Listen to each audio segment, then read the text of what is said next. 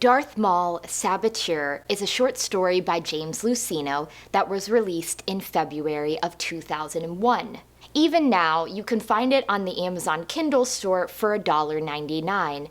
But if you're reluctant to fork out $2 for a 14,000-word story, I'm happy to tell you that is also included at the end of the paperback edition of Darth Maul Shadowhunter.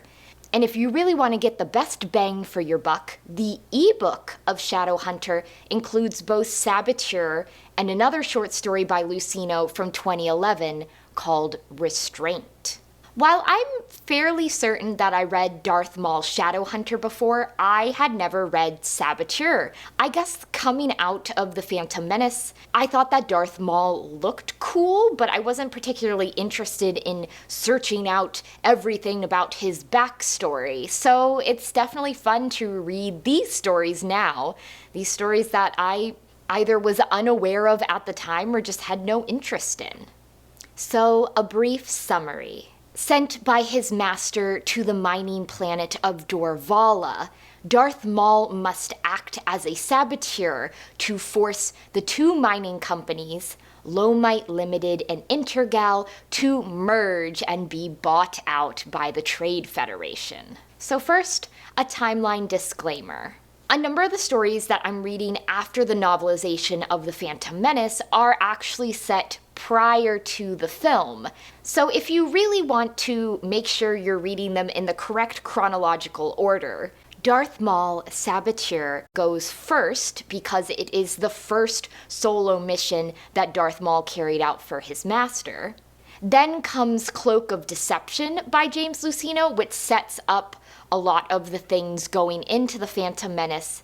And then finally, we have Darth Maul Shadowhunter by Michael Reaves, which is very much an immediate prequel to the Phantom Menace, as it has Darth Maul sort of making sure that the events of the film can, in fact, happen. So first, the good. I really enjoyed how this was almost a different role for Darth Maul, a role that I did not expect him to play. I guess when I think of Darth Maul, I always think of the sword-fighting master, and that he's just running around killing everyone. But for most of Saboteur, Darth Maul is carrying out a covert mission. He cannot be seen by the people on Dorvala, so there's a lot of sneaking around, overhearing conversations, recording those conversations, and then altering them. And it's not really until the very end of the story that we see what I would consider stereotypical Darth Maul, which is Darth Maul just killing people so that they can't find out about him and, leak knowledge of the Sith. I think it's also fun to get to see different worlds and different aspects of the Star Wars universe that we haven't seen before. In this case, Dorvala is a mining planet that mines an ore, Lomite, that's used to create transparasteel. Basically, Star Wars, very strong glass, but it's not glass, it's a metal. We also see the planet Eriadu, which is where Grand Moff, originally Governor Tarkin, is from. And we get tie-ins with the Phantom Menace, with the Nemodians of the Trade Federation, just sort of waiting in the wings to see what happens with these mining companies and take them over if necessary. But on the more meh side, I just found that Saboteur, as a short story, is pretty, I don't want to say light, but there's not a lot to it. 14,000 words, if you were to type it up and it were to be a term paper, be like almost 60 pages, so you could probably read that in tops a few hours.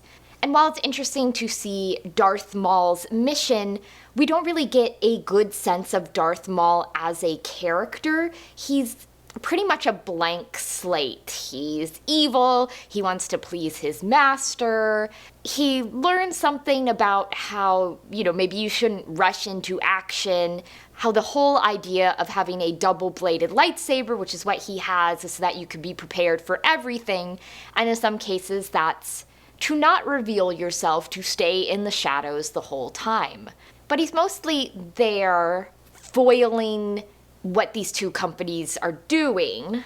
Of all the characters on Dorvala, the only one we really get to know moderately well is Patch Brewitt, Lomite Limited's chief of field operations, and even then, you don't want him to die, but he's not necessarily a good character.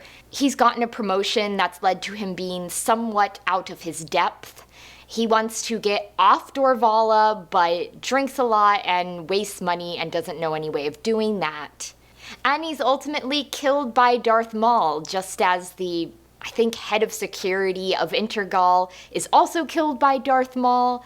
So I guess it shows how much maneuvering Darth Sidious did to get everything in place for the Trade Federation to move against Naboo, for the Trade Federation to feel secure enough in themselves to make a move like that.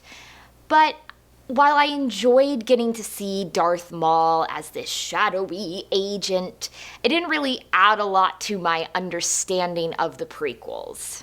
But if you're interested in checking it out for yourself, I would say look for either the paperback of Darth Maul Shadowhunter or the ebook.